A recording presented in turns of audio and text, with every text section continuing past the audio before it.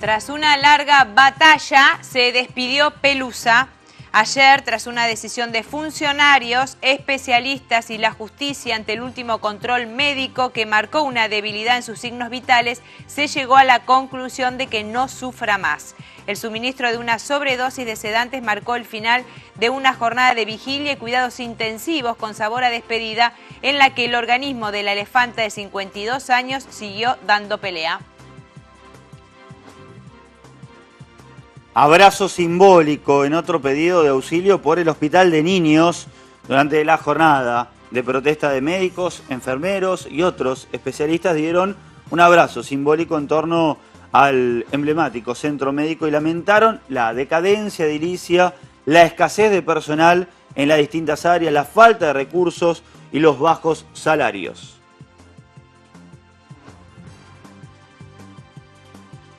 Bonos de IOMA más caros. Los médicos decidieron cobrar más caro los bonos de consulta a los afiliados al IOMA. Desde hoy, el bono B pasará a costar 140 pesos y el C 220. Es para evitar el corte de la atención, advirtieron los profesionales de la salud.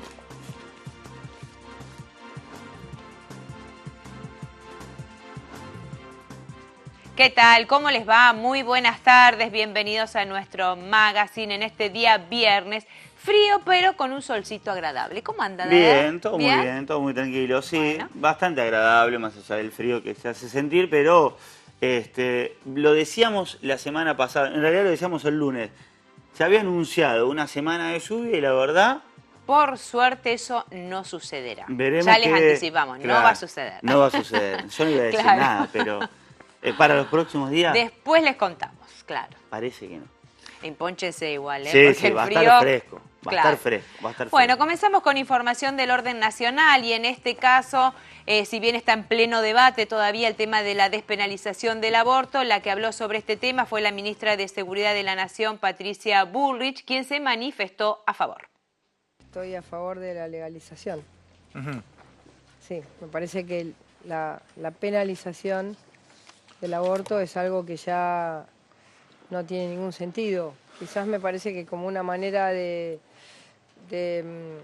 deberían encontrar un proyecto un poquito más amplio, donde se acepte la objeción de conciencia de aquellos médicos o médicas que no quieran, donde quizás no se permita a una edad tan temprana. Yo ya lo vi esto en el matrimonio de iguales, donde había muchos que estábamos a favor desde el primer día, y en el bloque oficialista, que en ese momento era el kirchnerismo, había más en contra que a favor. Inclusive la misma pareja presidencial, cuando sintió que políticamente era ya algo que iba tomando mucho vuelo, termina yendo Néstor Kirchner a votar, que fue su único voto en la Cámara de Diputados siendo diputado. A mí me parece que es un tema que está más abordado en lo que son los paquetes de derechos que de alguna manera tienen que ver con el siglo XXI.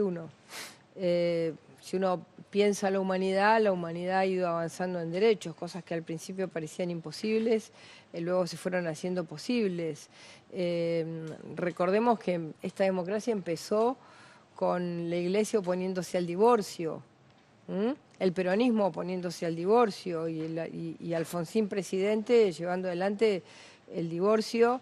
Así que pensemos que en 35 años de democracia... Muchas cosas cambian. Claro. Hemos logrado una cantidad de avances muy importantes en los derechos civiles. Es decir, tenemos ley de identidad de género, tenemos matrimonio de iguales, bueno, divorcio ya parece como una antigüedad. Entonces me parece que está más... digamos, dentro de lo que es una sociedad que busca un sistema más de la libertad individual.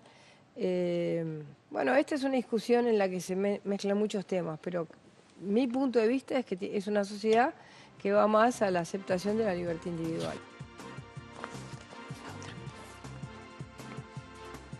Bueno, y ayer justamente se dio una marcha multitudinaria, tanto en la ciudad como en Capital Federal, la bandera principal y la marcha tenía que ver con el Ni Una Menos, Sí. pero obviamente las mujeres que fueron las que convocaron a esta marcha, marcaron obviamente con sus pañuelos verdes, recién lo veíamos en la entrevista que se veía detrás, el pedido de la despenalización. Exactamente, la despenalización del aborto, multitudinaria, la marcha muchísima gente, tanto en Capital Federal como también aquí en Plaza Moreno.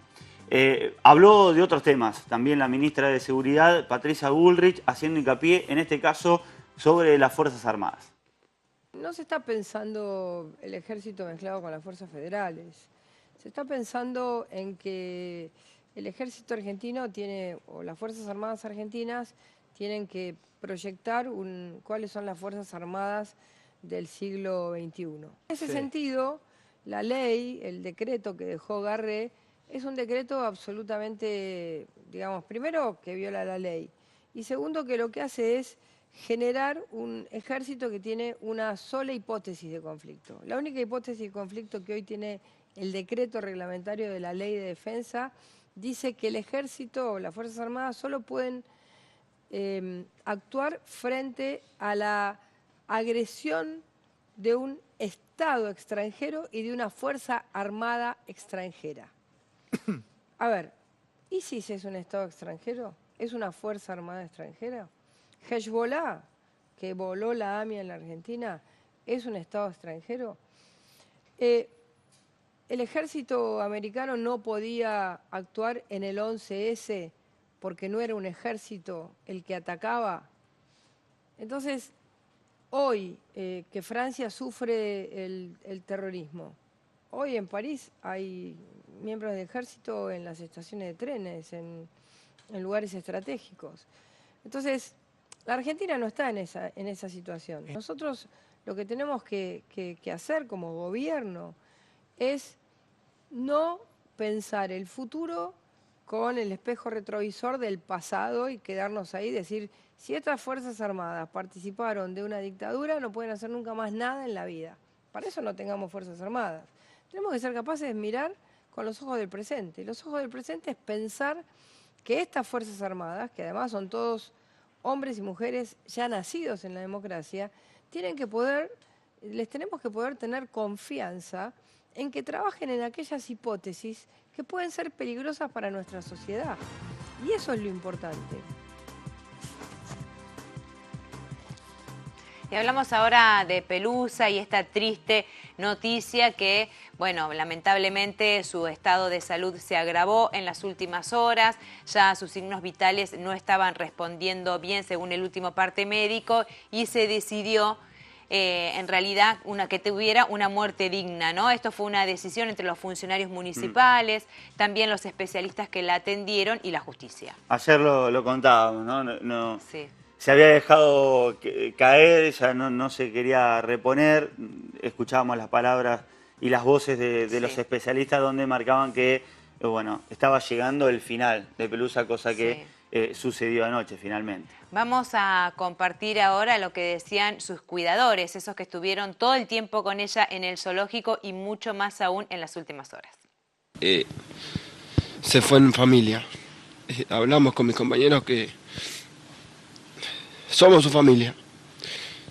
Y si ella así lo decidió, es porque se quiso pasar sus últimas horas con nosotros, con todos mis compañeros.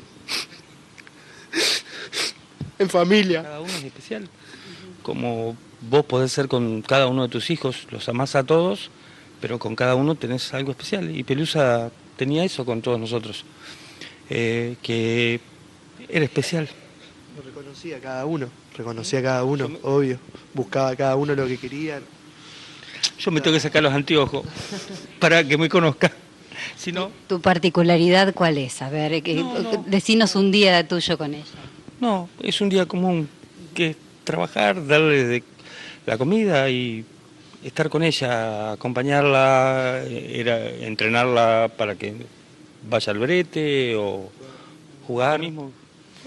Todo lo mismo y con mucho amor, mucho respeto, ella siempre acompañando siempre y bueno, y acá el Cuervito, Gaby, que no sé dónde está Gaby, que es, bueno, ganero también, personas que han hecho mucho por ella y bueno, Y nada, bueno, una de las cuestiones, las escobas, creo que la escoba que nos decían que rompíamos los palos, en realidad era Pelu que lo agarraba y con la trompa siempre buscaba la manera de poder agarrar y bueno, jugar, rascarse ella misma, tocar todo el ambiente, buscar, sopletear, buscar comida en cualquier lugar, o sea, constantemente.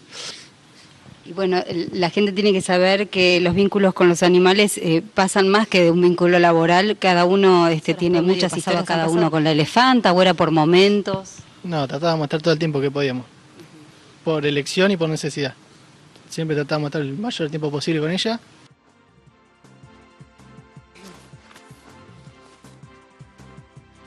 Qué fuerte, ¿no? Fuerte escucharlos, lo que significó el estar con ella, el acompañarla, estar hasta los últimos momentos cerca de Pelusa.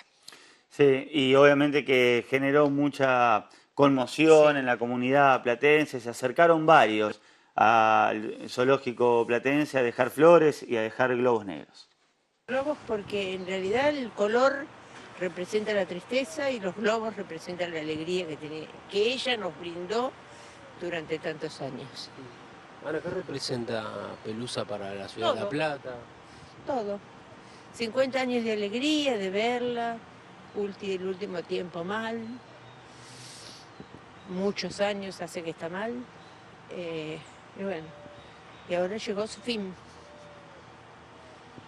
¿Recuerda el primer día que la vio aquí en el zoológico? Sí, fui muchos años maestra jardinera y traíamos a los chicos acá al jardín.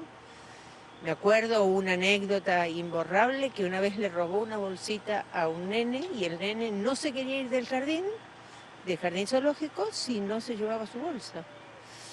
En un momento yo, mal hecho, mal ejemplo, me metía dentro de la jaula de Pelusa y le saqué la bolsa. Y me tiró una patada porque parece que se enojó conmigo. Pero bueno, el nene no se quería ir sin su bolsa. Por supuesto la bolsa fue rota, ¿no? Pero bueno, son muchos años, me encantan los elefantes.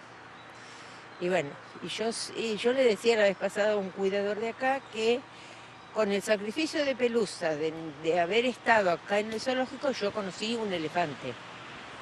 Si no, me hubiese sido muy difícil. Pero bueno, es lo que hay y tampoco me gustaba que sufriera. He venido muchas veces a traerle cartitas con los nenes de mi sobrino, de los cuales figuran ahí,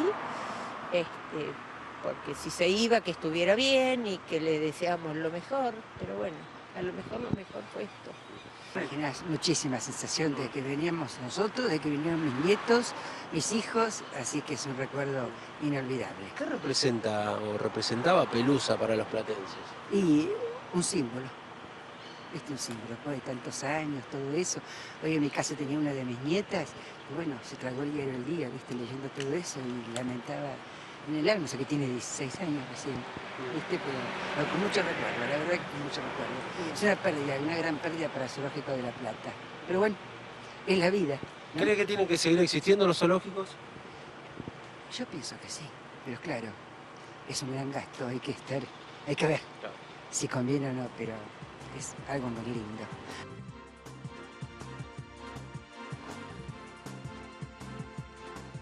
Vamos a irnos a la pausa con un clip muy especial que lo hizo nuestro editor Sebastián Stornelli de Pelusa, de la elefanta Pelusa, donde además ustedes van a ver, yo estaba chequeando recién, cuando hizo la película, donde también participó la elefanta Pelusa, que fue en el año 1970, el 7 de julio que se hizo ese film Un elefante color ilusión.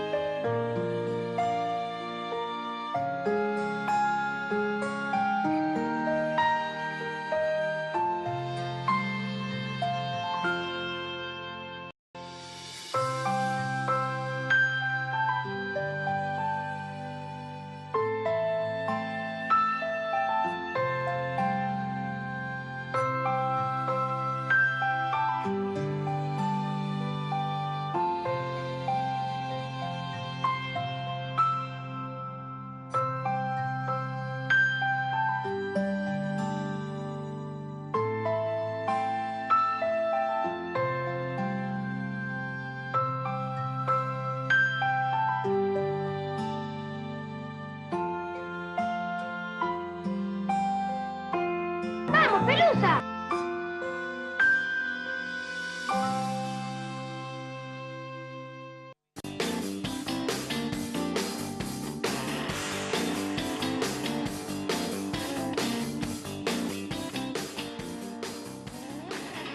En los protagonistas de hoy vamos a estar hablando cuándo podemos detectar que un niño está realizando un berrinche o tiene llantos continuos y lo relacionamos con un llamado de atención por algo que nos quiere hablar o decir o contar o pedir, y cuándo en realidad es una enfermedad. ¿Cómo se distingue? Estamos en compañía de Cecilia Di Virgilio, psiquiatra infanto-juvenil, para hablar de este tema. Ceci, ¿cómo estás? Bien, ¿cómo estás, Sandra? Bueno, ¿es difícil distinguir la situación en los niños? Y sí, por ahí lo primero que hay que tener en cuenta es que todo llamado de atención no deja de ser una conducta que expresa a un niño diferente a lo que venía haciendo, algo que es, podemos decir, llamativo o fuera de lugar o no acorde a lo esperado. Entonces uno ahí, bueno, detecta algo que podría ser un llamado de atención o, como dijiste vos, algo que tenga que ver con una problemática un poco más determinada. Bien, pero para que un Sí. papá, una mamá, Sí. pueda darse cuenta y hacer una consulta al médico, ¿qué tendría que suceder? Y bueno, por eso, que detecten algo que les haga sospechar que algo no anda bien, que podría ser un cambio en la conducta, berrinches desmedidos, sin una causa que uno puede identificar determinada. Muchas veces también uno puede notar cambios en el humor. ¿Cómo notamos cambios en el humor en un niño? Bueno, no solo a través de angustias o tristezas o caprichos o berrinches donde hay un llanto ya, digamos, más angustioso, podemos decir, de por medio, sino muchas veces también con irritabilidad. Muchos cambios del humor de los niños aparecen con irritabilidad, con sentirse irritable, malhumorado y con somatizaciones. Son las dos, digamos, dos síntomas que son más característicos en niños que tienen que ver con un humor, con un ánimo bajo, digamos. Cuando hablas de somatizaciones, haces referencia puntualmente a lo que tiene que ver con dolores estomacales, algún malestar en cuanto a dolor de cabeza, algo que sea recurrente en el chico. Exactamente, y lo que vos dijiste es tal cual. Los síntomas más frecuentes, las somatizaciones más frecuentes en los niños, que son motivo de consulta pediátrica más que el especialista, son los dolores de cabeza, las cefaleas y los dolores abdominales. Dolor abdominal recurrente es también un síntoma muy frecuente de consulta en pediatría, al pediatra directo, porque bueno, obviamente les duele la panza, es un dolor generalmente en el centro del abdomen, inespecífico, con mucha angustia, mucho componente de angustia de por medio, o sea, también, entonces, bueno, ahí el pediatra tiene que detectar si tiene que ver con algo que merece ser estudiado clínicamente, ¿no? Sí. Tanto la cefalea como los dolores abdominales recurrentes, o que tenga que ver más con un componente emocional. A la vez, somatizaciones pueden ser variables, ¿no? Sí. Pero las más frecuentes son esas dos que nombramos. Otra de los llamados de atención posibles también puede ser cuando, por ejemplo, la ingesta de algún fármaco. Esto hay que tenerlo en cuenta, porque a veces, bueno, uno encuentra que un niño o un adolescente se tomó, qué sé yo, fue a donde guardan los medicamentos los papás, y se toman una o dos pastillitas, aunque sea de, no sé, aspirinetas, por decirlo así. Y en general esa conducta, es minimizada, porque dicen, bueno, no es nada. Pero hay que ver también qué hay atrás de eso. ¿Por qué lo hizo en realidad? Exactamente, ¿no? Eso es un gran llamado de atención. Porque, bueno, porque algo quiso decir, por algo lo hizo. Podría el niño decir, no, me dolía mucho la cabeza y me tomé 3. Eso también suena raro. Como para resolverlo solo, digamos. Claro, ¿no? Para no buscar, para ir a ver, digo, uno tiene que tratar de hacer, por ejemplo, una lectura amplia de la situación. ¿Qué quiero decir? No quedarse con el hecho en sí y por ahí retarlos. Claro. Pero porque hiciste eso, esto está mal, no tendrás que haber dicho. Eso cierra lo que es la posibilidad de que el niño se exprese. Uno tiene que estar, ya te digo, atento a estas cuestiones. Otras que ya también se dan, lamentablemente, bueno, no solo en niños, también mucho en adolescentes, es el tema de la alimentación. Uno tendría que ver, como llamado de atención también cuando empieza a dejar de comer, o dejar de comer lo habitual que estaba comiendo. ¿Se entiende? Sí. O, por ejemplo, lo opuesto. O, digamos, comer mucho, que tiene que ver con alguna ansiedad, con algo que le esté pasando y que tal vez no sea exactamente un llamado de atención, pero bueno, uno no dejaría de tener que prestar atención para saber si esto persiste en el tiempo, si es algo transitorio, si hay un estado, por ejemplo, que lo motiva, como un examen difícil, como algún viaje, bueno, o algo que los moviliza, o algún acontecimiento familiar, o algo que los moviliza de tal modo que haya aumento de la ansiedad, o tal vez también a ver, como se dice vulgarmente, se les cierra el estómago, que dejan de comer, también es un llamado de atención. Digamos, sí. Cecilia, vos hablas de no minimizar aquellos síntomas que son recurrentes, es decir, prestarle atención porque en realidad al chico lo que le pasa, o sea, si le duele el estómago, le duele el estómago, es sí, real. Sí, por supuesto. Entonces al primero que hay que dirigirse es al pediatra, al pediatra que, digamos, ¿por qué al pediatra? Porque precisamente es el pediatra quien puede, digamos, también discernir si esto tiene que ver con algo, digamos, orgánico, directamente, o si hay algún componente emocional. Eso el pediatra que conoce al niño, a su familia, puede detectar si algo puede estar pasando, puede dar algún consejo a la madre, al padre, puede hablar con el niño, puede remitir a un especialista si lo considera necesario también. Cecilia, ¿y qué es lo que le aconsejas a los padres para tener como mejor diálogo con los chicos, como para tratar de detectar qué es lo que está sucediendo? Y bueno, yo siempre recomiendo, que no es fácil muchas veces, detenerse un poquito a pensar antes de actuar así como impulsivamente o rápidamente, o caer en un reto, o caer en un enojo por la situación, porque esto es a veces la respuesta natural que sale ante una situación así. Uno reacciona, digamos, como uno mismo, de decir, wow, ¿pero cómo hiciste esto? O sea, entonces yo digo, bueno, detenerse a pensar un poquito después de alguna situación así que nos haya alertado, decir, bueno, a ver, si está pasando esto, yo tengo que acceder a poder conversar con mi hijo, con mi hija, con mi sobrino, si es alguien cercano, o en el caso de, por ejemplo, una docente, con el alumno, como para poder llegar a ese niño, ¿no? De un modo ameno, no censurador, podemos decir, ni por el lado del reto, ni del castigo, porque eso sabemos que cierra toda posibilidad de comunicación. Entonces hay que buscar, bueno, esos elementos que, bueno, van surgiendo de acuerdo a la relación que uno tenga y que uno haya generado y que uno genere en esa situación en particular para poder acceder. Pero por eso siempre digo, tratando de uno, primero, pensar cómo llegar, porque si no uno responde como primero le sale. Susto o, Exactamente, desde la protección, desde el susto, desde el enojo, desde el castigo, pero a ver, hasta con una buena causa, pero no es el modo de poder llegar.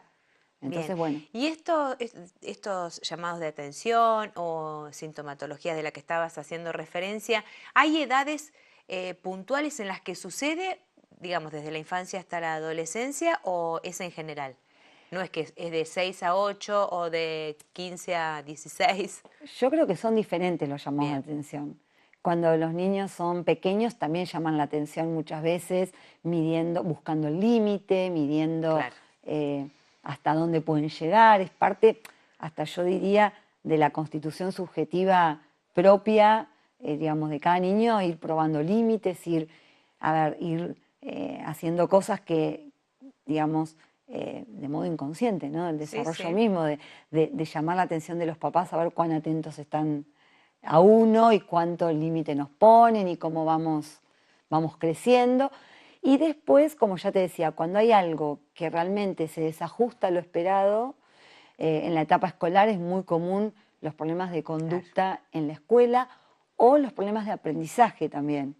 Porque a veces un problema de aprendizaje, un niño que venía con un buen rendimiento escolar y cayó sin una causa justificada, me refiero a que no ha podido estudiar para un examen porque, no sé, porque ha estado enfermo o porque ha estado de viaje, o no es solamente un examen, sino como que se viene repitiendo, y bueno, una baja en el rendimiento escolar también puede ser un llamado de atención. Algo en ese niño no le permite funcionar de un modo habitual, y bueno, y probablemente pueda tener que ver con algo que le esté pasando.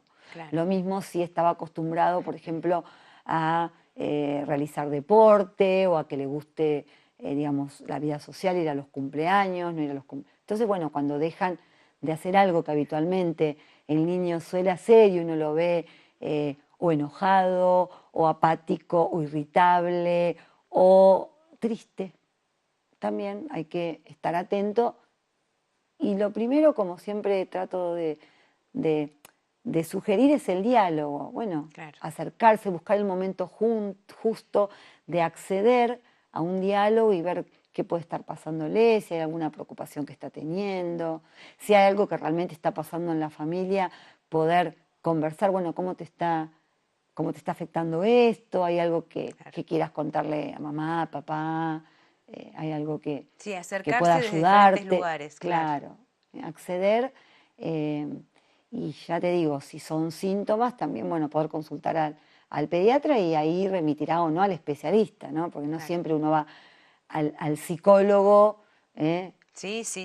Tiene que ser como algo muy notable o llamativo, ¿no? Claro. En general sí es algo que se nota en la escuela, por eso digo, a veces las escuelas son las que detectan que un niño cambió o algo está, o sospechan algo que pueda estar pasando, y es la escuela la que comunica a la familia. Entonces son distintas formas de poder, bueno, detectar posibles manifestaciones, que hay que ver, como decíamos al principio, si son cuestiones pasajeras o llamados de atención, claro, o cuestiones que podían corresponder a alguna problemática determinada. Estar alertas. Estar alertas. Gracias, Ceci. Bueno, gracias a ustedes. Hacemos una pequeña pausa y ya venimos.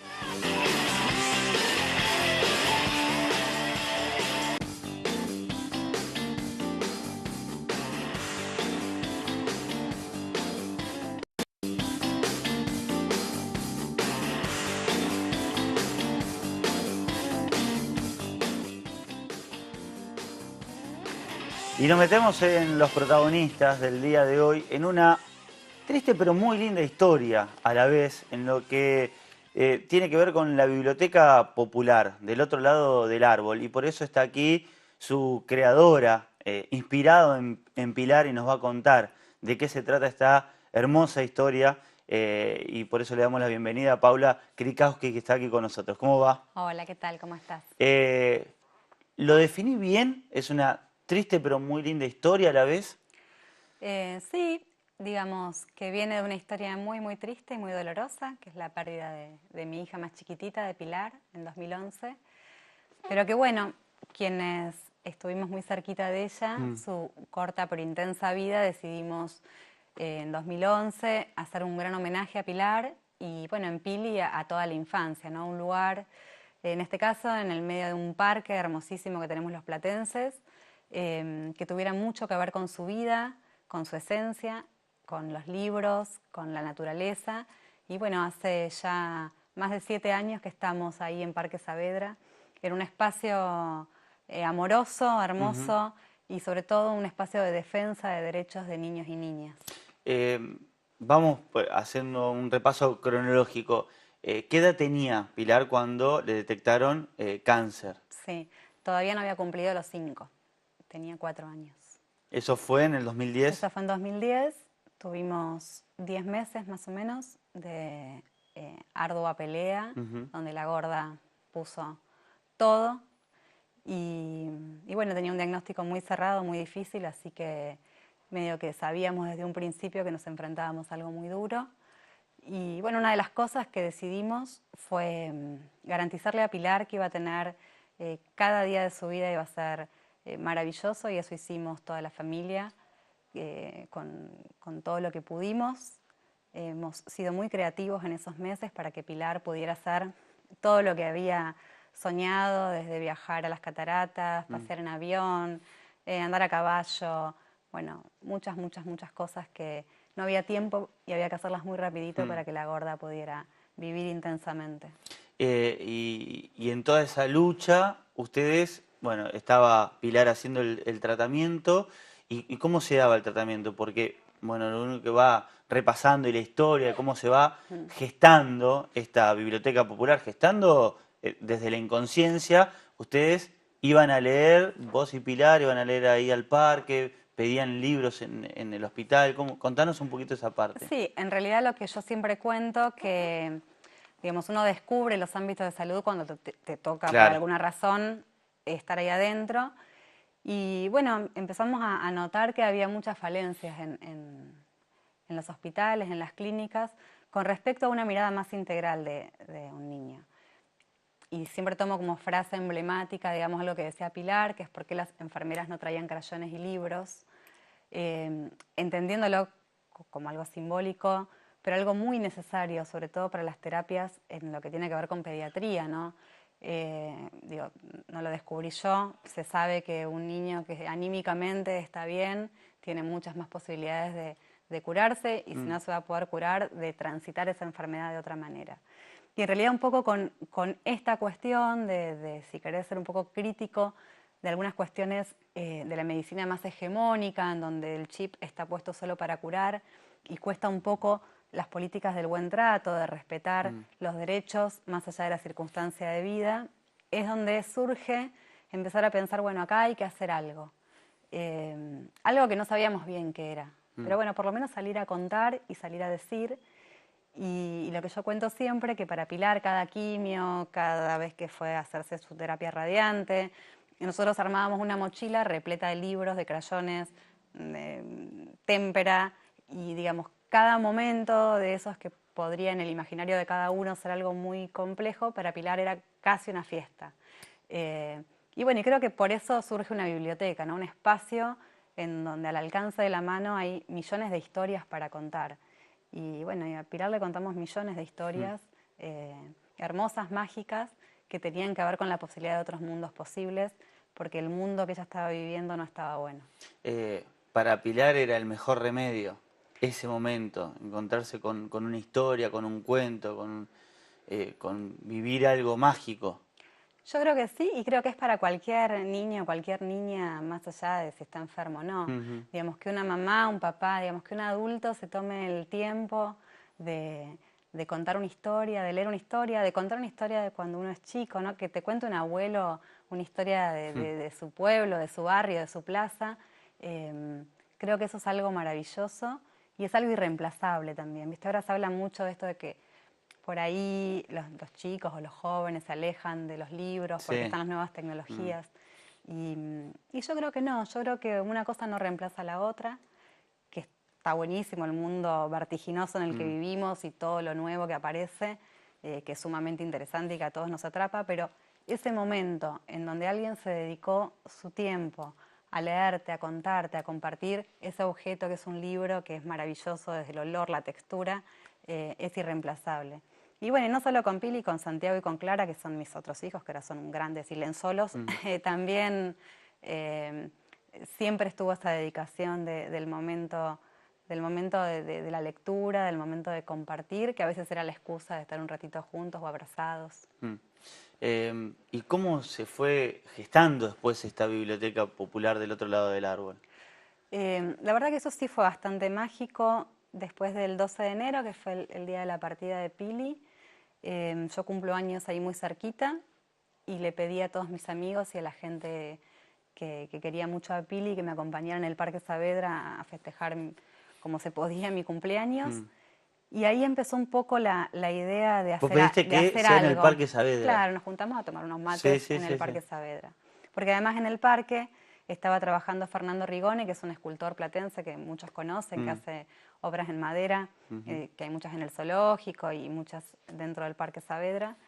Y bueno, él estaba trabajando en una obra que iba a ser para Pilar, Y bueno, y él me contó que había una casita, un galpón que no se usaba. Y ahí fue un poco como que despertó la idea de hacer pie en un lugar, que había muchas cosas para empezar a trabajar y empezar a pensar y a debatir, pero estaba bueno hacer pie en el parque. Y la verdad es que en muy poquito tiempo, o sea, yo esa idea la escribí, presenté el proyecto a la municipalidad, me otorgaron el lugar y en muy poquito, 2 o 3 meses, estábamos inaugurando lo que es la biblioteca del otro lado del árbol. Se expandió, se rumoreó, fue de boca en boca y claro, aparecía gente y gente y gente queriendo ser parte de esa movida que no sabíamos bien qué era, pero que estaba buena, que nos hacía reunir abajo del árbol, donde la gente donaba todo el tiempo sus libros, y sus libros desde un lugar muy amoroso, no de la donación esa donde uno se saca de encima, Claro. sino la donación de verdad, querer compartir y decir yo quiero que esto quede acá. Y bueno, el 2 de abril de 2011 inauguramos la biblioteca con más de 2.500 libros y a partir de ahí no paró. No paró y hoy es un lugar de referencia de infancia, no solo para la ciudad de La Plata, sino para muchos lugares de todo el país. Un lugar donde trabajamos específicamente en salud, en educación y a través del arte. Y bueno, yo creo que tiene que ver con lo que hemos aprendido, sobre todo en la lucha de esos 10 meses con Pili. ¿Por qué del otro lado del árbol?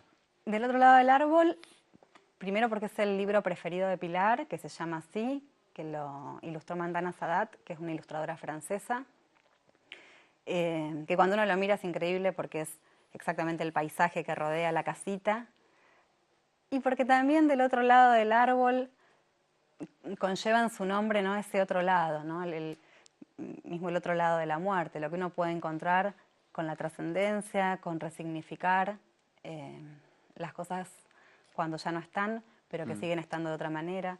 Así que era un muy buen nombre. Para vos, del otro lado del árbol es estar con Pilar. Para mí, del otro lado del árbol es hoy mi manera de vivir, mi filosofía de vida, pero por suerte no solo la mía, porque digamos que esto ya no es una historia solo mía, sino que se transformó en un colectivo, en muchísima gente que tomó como propia esta bandera de infancia y que pone muchísimo todos los días. Vos pensás que es un espacio que abre todos los días 8 horas, recibiendo escuelas, recibiendo gente que se cruza del hospital, recibiendo gente que va al parque. Para mí, del otro lado del árbol es mi lugar en el mundo, básicamente. Sí. 8 horas de ¿qué horario? De 9:30 a 5:30, todos los días, Todos horario los de días. corrido, prestando libros, contando cuentos, generando actividades culturales, gestionando cosas, digamos, mucho trabajo. Yo digo, por ahí yo soy un poco la cara visible, pero hay tanta gente, digo, desde las personas que hacen tortas para que nosotros vendamos, las chicas, los equipos que reciben las escuelas, los narradores, los artistas, bueno, mucha gente que hace, ya te digo, de esta historia por ahí en un principio más personal, realmente un colectivo de trabajo. Imagino que historias debe haber miles y todos los días surgen historias. ¿Cuál es la historia que te impactó desde que vivís del otro lado del árbol todos los días? Mira, la verdad que son, como decís vos, en estos años muchas historias. Por ahí puedo traer a cuento una que fue al principio, que es la historia de Samoú. Un día apareció en el parque una pareja de mamá y papá muy jóvenes, muy tristes, que tenían a su bebé que había nacido prematuro, muy chiquitito, con muy pocas probabilidades de vida, pero que venían a llevarse todos los días un libro para leerles ahí en neonatología. Y todos los días que venían abrazaban un palo borracho que hay en la biblioteca y le pedían al sol y le pedían a la naturaleza por Samoú. Y bueno, fueron alrededor de 6 meses así, hasta que un día esos papás vinieron con Samoú a la biblioteca, porque Samoú, con cada palabra, con cada cuento, con cada historia, fue aumentando de a gramos y se fue haciendo un pequeño guerrero enorme. Y bueno, la historia de Samoú, con esos papás amorosos, la verdad que la hemos seguido en estos años, porque Samoú vive en Punta Indio, corretea por el río y es un bebé saludable. Y yo creo absolutamente en la energía de esos papás que abrazaron todos los días los árboles del parque, que le pidieron al sol y que estuvieron ahí, ¿no?, con la palabra y con ese amor permanente cerquita de su bebé. Y bueno, como esas historias hay muchísimas que van llegando al parque y que bueno, que hacen un poco lo cotidiano. ¿Qué significa para vos del otro lado del árbol?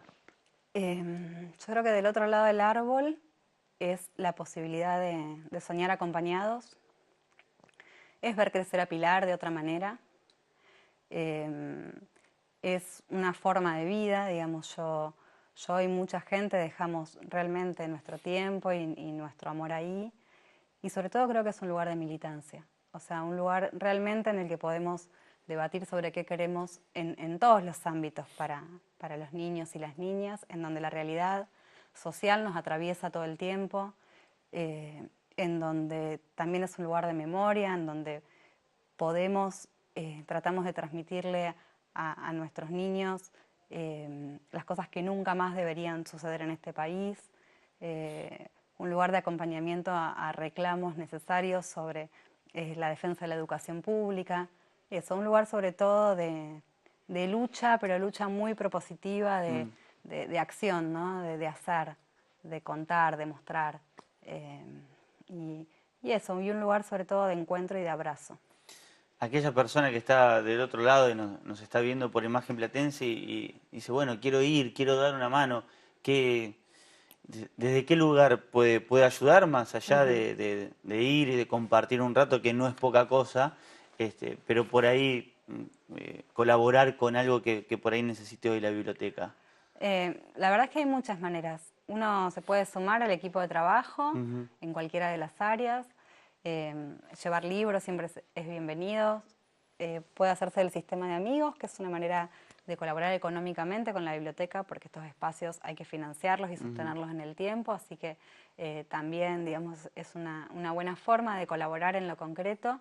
Y es muy fácil porque uno puede o ir al parque y siempre voy a estar yo o cualquiera de mis compañeros para recibirlos, o a través de la página de Facebook, que es Biblioteca del Otro Lado del Árbol, nos pueden escribir y acercarse cuando gusten. Es un espacio abierto para todos. Muchas gracias, Paula. No, gracias a vos por invitarme. Paula Krikowski pasando aquí por Los Protagonistas.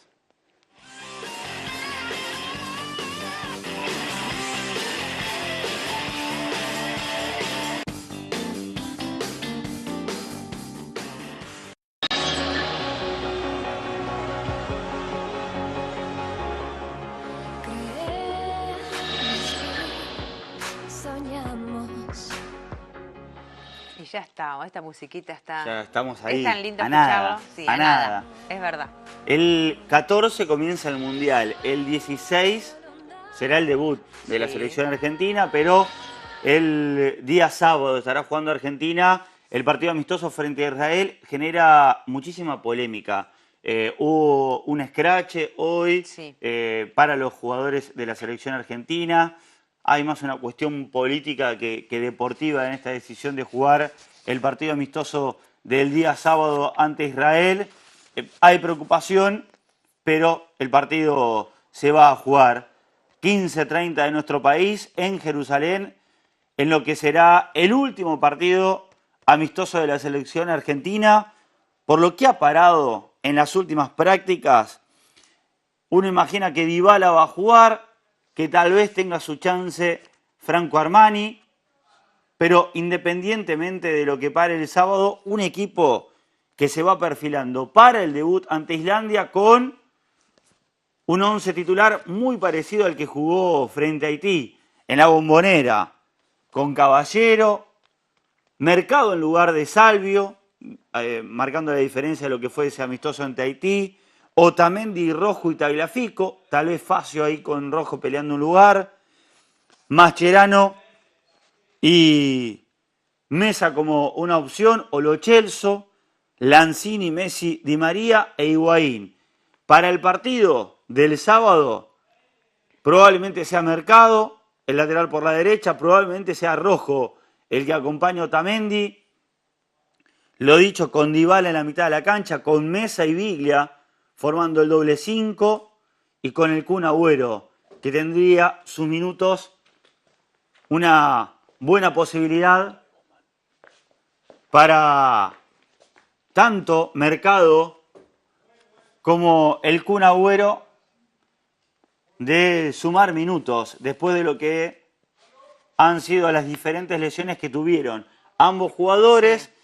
Importante para todos, para ellos, para el cuerpo técnico, que empiecen a tener rodaje, a sumar minutos y que obviamente peleen un lugar. Uno cree que Mercado va a ser titular, tal vez con Islandia, por lo que probó Sampaoli, con Salvio ahí, tal vez con Islandia juegue Salvio, pero el lateral por la derecha. En el resto de los partidos, teniendo en cuenta las características de los rivales, se perfila para hacer Mercado. Y Agüero con Higuaín peleando un lugar, peleando quién va a ser el centro delantero. El definitivo igual no va a salir de este partido, ¿o sí? No.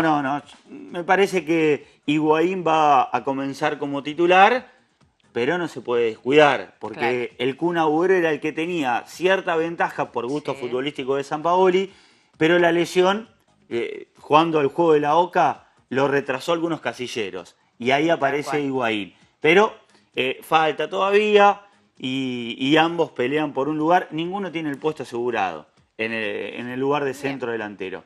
Decíamos, una jornada libre, la de ayer, hoy vuelta al trabajo con algunos protagonistas que hablaron. Se metió por la ventana por la lesión de un compañero. Tenía mucho dolor. De hecho, hablamos aquí de lo que fue la carta de su padre, con mucha bronca, mucho enojo, con el técnico de la selección argentina. Sin embargo, después se lesionó Romero y lo llamaron. Hablamos de Nahuel Guzmán, el arquero de Tigres de México, que pretende Boca. Atención, para el próximo semestre. Habló desde España, desde Barcelona, en la previa del partido amistoso frente a Israel, pero sobre todo pensando en lo que viene en el Mundial. Sí, bueno, contento. La verdad que estamos trabajando bien, en lo específico con los arqueros y en lo grupal, ahí en lo colectivo con el resto de los chicos. La verdad que estamos haciendo una linda preparación. ¿Qué laburos hace Martín Tocali? ¿Qué le puedes explicar a la gente cómo trabaja el entrenador arquero con ustedes? Bueno, en lo específico, mucho lo técnico, que la primera intención sea agarrar el balón.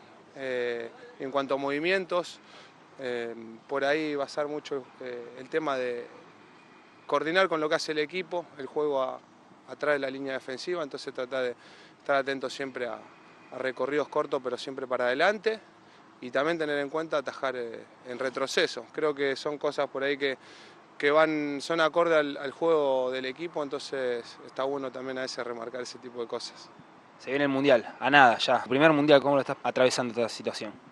Bien, contento, obviamente un poco rara la situación por cómo se dio todo, aprovechando para mandarle un cariño y un abrazo grande a Chiqui también. Creo que ya estando acá y tan cerca, ya la cabeza empieza a funcionar, empieza a meterse de a poco de cara al primer partido. Y bueno, disfrutando de lo extra deportivo también, pero bueno, con la responsabilidad que corresponde.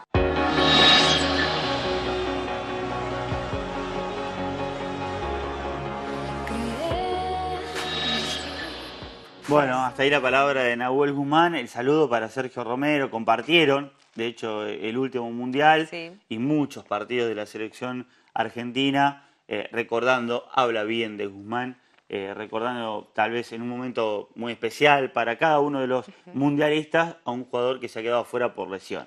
Sí, bueno, y llegamos al final. Llegamos al final. Sí, nos tenemos que despedir con los datos del tiempo. Temperatura actual en la ciudad de La Plata, 10 grados 5 décimas con un sol que se asoma por momentos. Mañana miércoles sigue el frío, 7 de mínima, 15 de máxima. Lo mismo jueves y viernes, 8 de mínima para el jueves, 13 de máxima. Y el viernes se lo dejo a usted, ¿quiere?